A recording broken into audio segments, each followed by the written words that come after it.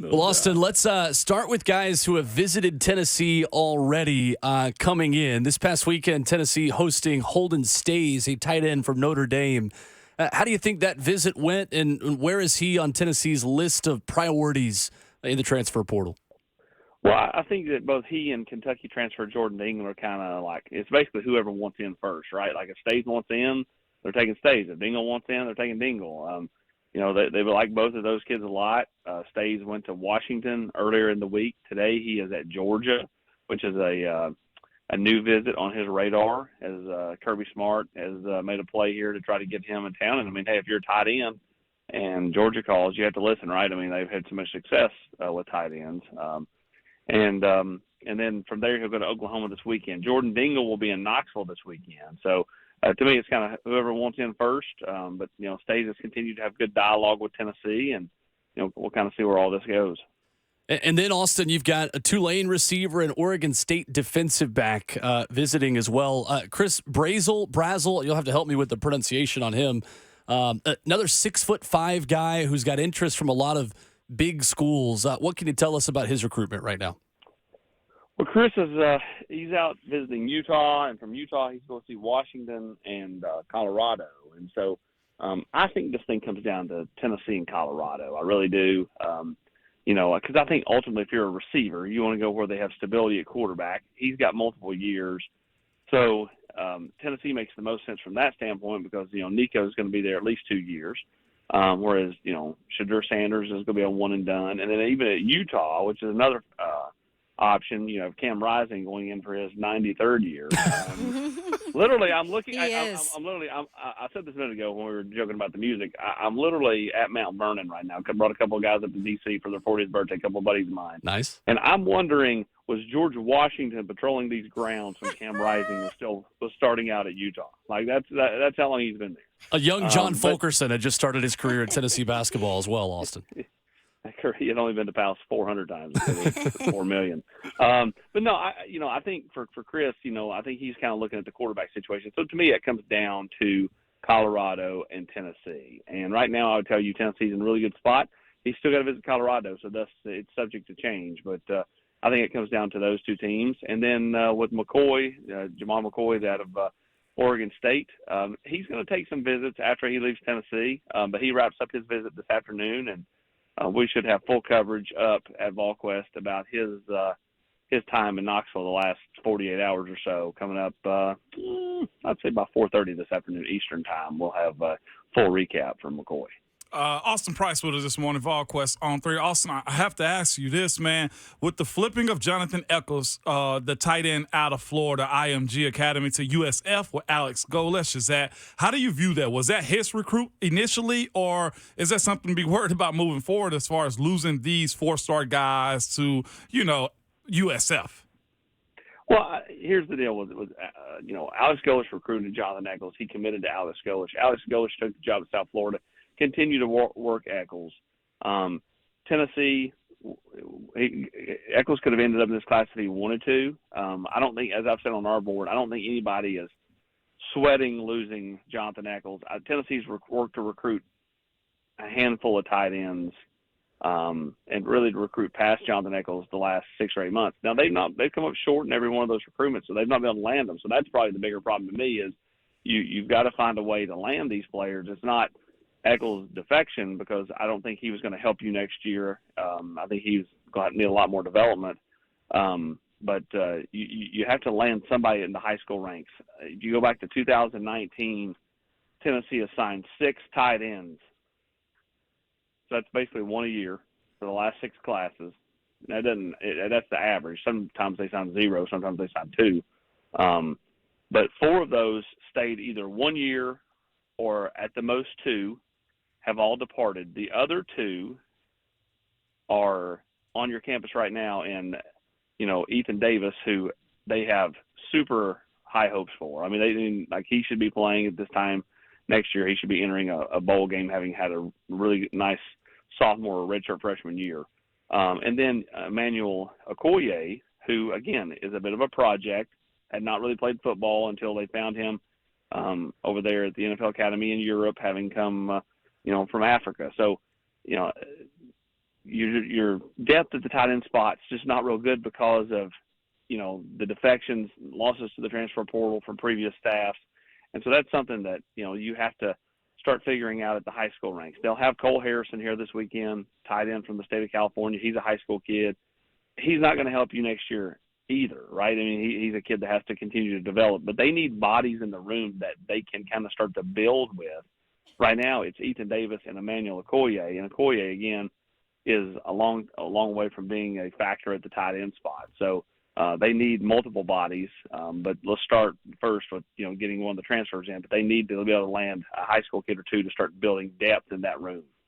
Austin, usually when we mention West Virginia, it's usually about Darnell Wright, him coming out of West Virginia. But now with this transfer ruling that come down from this judge's 14-day temporary restraining order that allows players to transfer 2 times and play, I have to ask you this. You can't just – the way business work, and now it's more business in college football, you can't just take from one side and them not push back at some point. Do you see the national letter of intent signing that wording changing sometime soon as far as the level of commitment for recruits that have to stay at school for a longer amount of period, kind of like an NFL contract, especially when you start mentioning businesses and NIL and money, whatnot? Do you see the national letter of intent changing its wording as far as commitment with this type of stuff coming down to the coaches and schools? I mean, potentially, Ramon, that's a great question. I mean, I think that every step that they've made the last few years, I know some of the old heads will say have, tainted the sport, ruined the sport. I don't think that's the case. I think it's all of it coming at one time. It's the transfer portal and NIL. And then you add in the tampering that goes on across the country from all schools.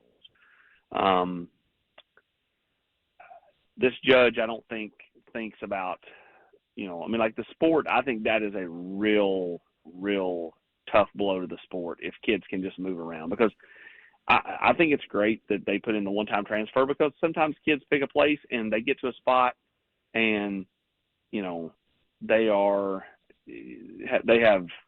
off the field issues, on the field issues, whatever. Right. And, a change of scenery can help them. But what you're seeing is you're seeing several players, they've become, what's that running joke on Twitter, like the Twitter loves its usuals or whatever. I mean, you have certain people that have entered it so many times, and we're just in an age, Ramon, where kids just don't value anything.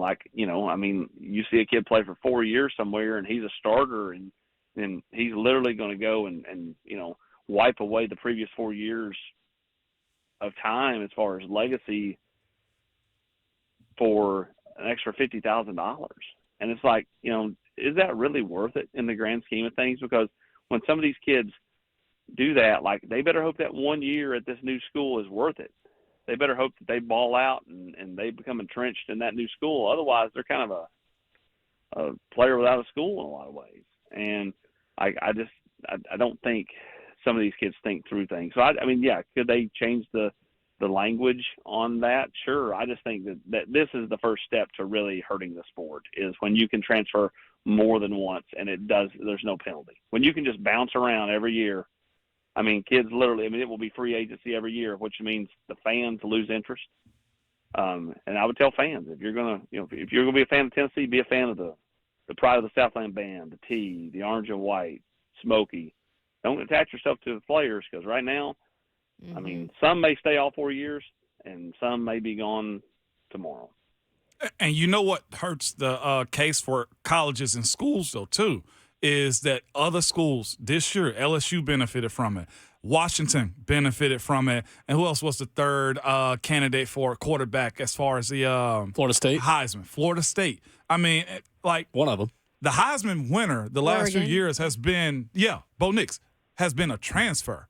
So it does kind of muddy the waters when you look at, okay, well, why would we hold them back? Well, yeah, and what you'll see too is as long as it's the current form, collectives, anybody that's doing NIL deals, they just can't do anything. I think they may end up going month to month, because you don't want to do a full year with a kid. The kid could leave at midterm. You sure can't do a 3-year deal, because these kids bounce around, and it's I don't know. I think it's great that the kids can earn money. I think it's great that they could transfer without penalty one time. After that, I think it's stupid. And, I think that's only hurting the sport because, look, man, at the end of the day, what drives it all? Money. Television revenue, right? What drives television revenue? Ratings. What drives the ratings? Fans. And if the fans are not happy and you lose fans, what happened with Major League Baseball when they went on strike in '94?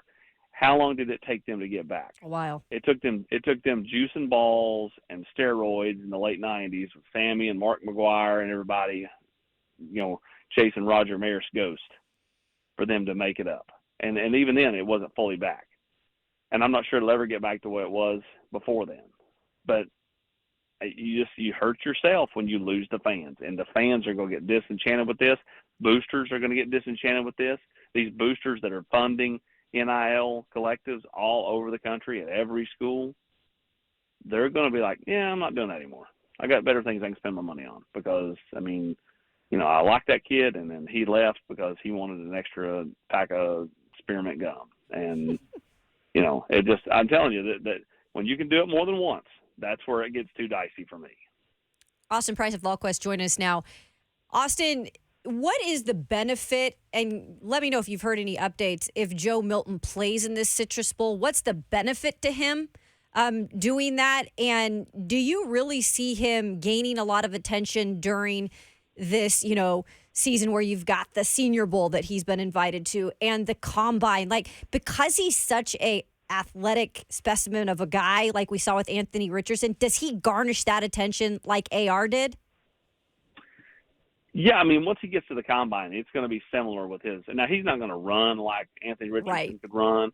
But Joe, once he kind of gets that full head of steam, can really move. But his arm talent's going to be off the charts. So, I think he'll test well. I think Jalen Wright will test well when he goes to the Combine. I think that'll be somebody that's an attention getter in Indianapolis. But for Joe, what's the benefit of playing this game? I think it's just another game on tape. We'll see what happens. I think, you should know something by early next week. Tennessee will officially begin, game planning for the Citrus Bowl first part of next week. And I think that's when you'll start to kind of find out, is Joe going to go through the bowl, or is, he going to, kind of start to focus on the Senior Bowl, and, it'll become the Nico show. So I would say the rubber's meeting the road, the earth's getting big in the window, all the adjectives and everything you can use to describe Joe's arm. All that is going to start coming to, I guess he'll come to a decision first part of next week. I don't know if you watched the schedule announcement last night on ESPN. It was sure long, so you probably caught some of it.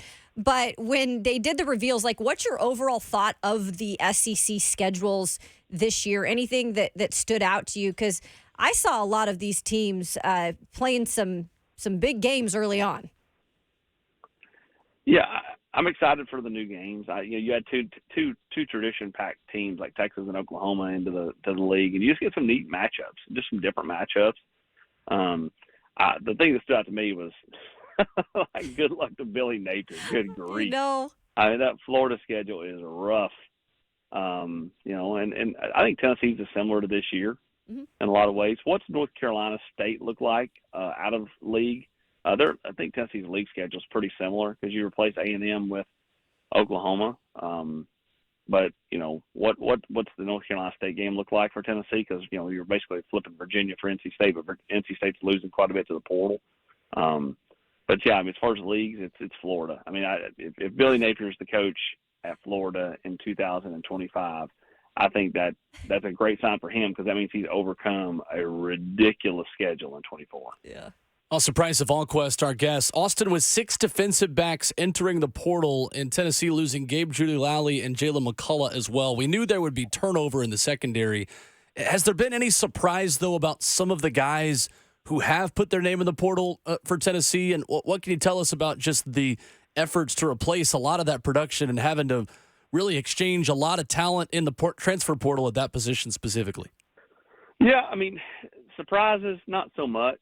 I think the only ones you could really consider that would be Danico Slaughter and Tamarion McDonald. And I think those guys wanted to shoot their shot on a little bit more NIL money. And, I'm never going to hate on a kid for doing that, right? go shoot your shot and see what you can get. Now, again, I think a lot of kids don't think big picture. Like, is it worth it, right? Like, I think you have to, is the juice worth the squeeze? And, but I mean, like, if a kid wants to go get a little bit more money, that's on him, man. It's his decision. It's his career. And, you have to, kind of do what you feel is best for you. Just like when you commit coming out of high school. I mean, go where you want to go, not where, somebody around you wants you to go. And I think that's kind of, what you've seen a little bit. Now, some of these kids have left because they just want an opportunity. Warren Burrow, Brandon Turnage, I think they want an opportunity to play. They didn't play a whole lot this year, and they got another year left, and, they want to be on the field as much as possible. You saw Warren go to Georgia Tech. As for replacing them, Tennessee's obviously, bringing in a couple of corners this weekend. We just talked about the kid from Oregon State. Tennessee tried to get and play with the safety at UCLA. That didn't work out, but Tennessee would definitely like to add a couple of key pieces to the secondary. The one thing you got to remember, they're going to bring in, 4 guys in the secondary with this recruiting class. And to be honest with you, they like the talent they have that's young in that secondary at corner with, Conyers and Matthews and Slaughter, Ricky Gibson, and a safety with John Slaughter. So, you have to start pushing some of those players too, because if you don't, a year from now, they'll be the ones trying to get a new NIL deal to go somewhere else because they didn't play in 2024. Austin, with those names who are in the transfer portal, and again, Tyler Barron testing those waters, are there any of those guys specifically who you think will take a hard look at coming back? Should they not get the offers or the NIL money that they expect in the portal, or are these guys pretty much all gone, in your opinion? I would consider them all gone. Okay. I think once they enter the portal, Tennessee moves on. Like, I'm not going to say that it's hard and fast that they can't come back, but you've not seen that happen. Now, you've seen guys that were rumored for the portal that may have asked for their paperwork but never actually went in, right, have come back, like Tyler Barron a few years ago. But nobody's ever actually went in and come back. And so at this point, I would consider them all gone. I mean, Barron, Alabama met with him earlier this week. Ole Miss as well. Ole Miss has met with Tamarion McDonald. We expect those, Lane to try to be a heavy player in both those kids' recruitment. Alabama, still the team I would watch with Tyler Barron.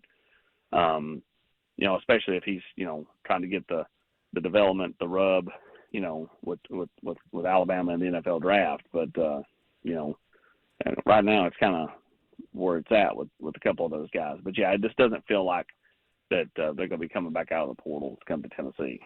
I don't know what's how many more guys will go in the portal in this open window, but I'll be honest with you, a little shocked with the amount that's in. Only being at 7, I think it's a huge win considering the lack of, youth movement that was played out this year. Are you in that same boat too, that it's only 7 might be a big win for the Vols? Yeah, well, you're getting back the right ones, right? You're getting back the guys that have elected to, get a new NIL deal and stick around. John Campbell, Cooper Mays, Omar Norman Lott, Gerald Mincy, Bryson Eason, Big Omari Thomas. Like, what do all those guys have in common, Ramon? The line of scrimmage. Yeah. And and on both sides of the ball, but specifically you talk about the offensive line, who's that good for? Nico Iamaleava. Mm-hmm. So, I think that's a real win is to get the right guys back. And listen, Tyler Barron's a heck of a player. And that's a loss. You can't say that it's not a loss. I mean, he had a really good year. So, I mean, like, you're not going to bat 1,000. But I think Tennessee's hit rate on getting the guys to come back that they want back is pretty good right now. Yeah. Now, again, you've got to add to it. You got to go out and hit on the right guys in the portal, and you got to continue to recruit well. But right now, Tennessee's, putting some pieces together for 2024. Now, those pieces can't come back in 2025, and that's why Tennessee's also got to look to, hey, there's a center in the portal we like. Is he content to sit behind Cooper for a year and learn, knowing he can be the guy for the next couple of years after that with Nico and everybody? Like that, I think you have to think about those type things too, because I think that stuff matters. Because 24, you're putting basically the Band-Aid on the roster a little bit by bringing back a bunch of these guys that can come back, but they can't come back after this year, after this next season. So the Band-Aid's getting ripped off. Austin Price of VolQuest, our guest every week here on RKW at Austin Priceless, where you can find him and the great nuggets from VolQuest.com always on social media. Austin, thanks so much. Appreciate you guys. Have a great day. Yes, sir. There's Austin Price with us this morning here on RKW, giving us a lot of good nuggets there. Tyler Barron to Alabama, potentially. Woo. Ugh.